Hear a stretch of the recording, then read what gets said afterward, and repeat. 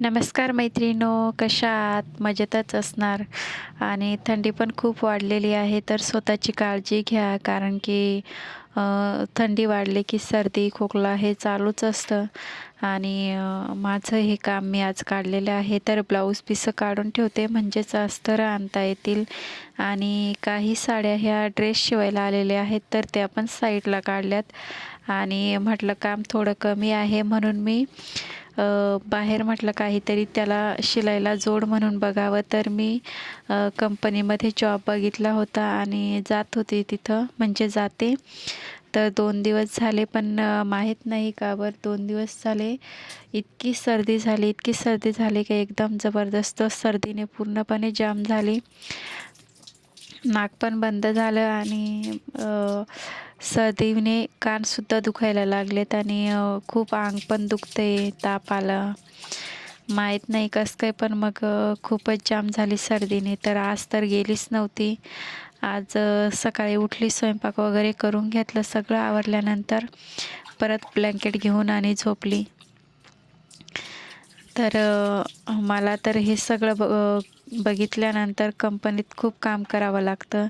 त्यापेक्षा आपलं दिवसभरात 1-2 ब्लाउजं शिवले तर खूप चांगली मदत होते. कारण की कसं आहे, दुसरीकडे जाऊन 8 तास काम करायचे आणि 8 तासाचे तिथं ₹250 मिळतात. तर इथं आपण नुसतं एक ब्लाऊज एक 1-1.5 तासात जरी शिवलं तरी घर, मुलं, स्वयंपाक सगळं काही बघून आपलं तेवढं रोज हे फक्त 1 ते 1.5 तासात सुटत असतं आणि तिथं 8 तास काम करायचं. परत ते पण कंटिन्यू काम करावं लागतं आणि तिथं असं की उखूड बसून काम करावं लागतं. त्याच्यामुळं कंबर पूर्णपणे जाम झाली. अंग दुखते, पाठ दुखते. पण मग आता 1 दिवस केले, 2 दिवस केले, तर 4 ते 5 दिवस करावंच लागणार आहे. म्हणून परत मी कंटिन्यू काम करणार आहे. म्हणजे जास्त नाही, पण थोडे दिवस करेल. त्यानंतर मी सोडून देईल आणि बघा देवाची लीला कशी असते. मी पहिले काम नव्हतं एवढं, होतं पण मग थोडं होतं आणि मी कामाला लागली आणि त्याच दिवसापासनं इतके ब्लाऊज आले, इतके ब्लाऊज आले की प्रत्येकजणी फोन करून पण म्हणतायत की साड्यांचे फोटो टाकलेत आणि त्याच्यावर मॅचिंग असे ब्लाऊज पीस घेऊन ब्लाऊज शिवून आण म्हणून. तर असं असतं. म्हणून मग आता म्हटलं काय करावं?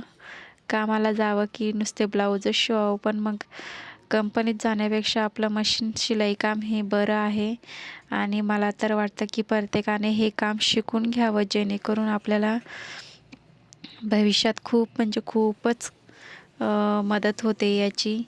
नवऱ्याला हातभार लागावा याच्यासाठी हे काम सगळ्यात परफेक्ट आहे. कारण घरी बसून आपण मुलांना सांभाळून हे काम करू शकतो आणि इन्कम पण छान आहे. आपण ज्याप्रमाणे केले त्याप्रमाणे कस्टमर पण आपल्याकडं येत असतात. त्यांना क्वालिटी चांगली दिली, शिलाई चांगली घेतली, 2 पैसे शिलाई कमी घ्या, पण मग ब्लाऊज व्यवस्थित शिवून द्यायचे फिनिशिंगमध्ये, म्हणजे जेणेकरून आपले कस्टमर हे फक्त आपल्याकडेच येत असतात आणि ते काही बाजूला कुठं जात नाही. तर आपल्याला जर शिलाईचा व्यवसाय हा व्यवस्थित चालवायचा असेल तर कस्टमर हे आपल्याकडं वळलेच पाहिजे. त्याच्यासाठी आपलं बोलणं चांगलं पाहिजे. त्यानंतर त्यांच्याकडून 2 पैसे बाहेर जी शिलाई असेल त्यामध्ये तुम्ही 10 ते 20 रुपये थोडेसे कमी घ्या आणि क्वालिटी पण चांगली द्या, जेणेकरून आपल्याकडे आपले कस्टमर हे फक्त आपल्याकडेच येत असतात. तर ही खूप छान साडी आहे. याचा ड्रेस शिवायचा आहे. त्याचनंतर बघते आता आज थोडंसं गोळ्या-बिळ्या खाल्ल्यानंतर थोडं बरं वाटतंय. मग जमलं तर उद्या जाते कामाला. तर व्हिडिओ कसा वाटला कमेंट करून नक्कीच सांगा आणि हो व्हिडिओला लाईक, शेअर, सबस्क्राईब नक्कीच करा. बाय.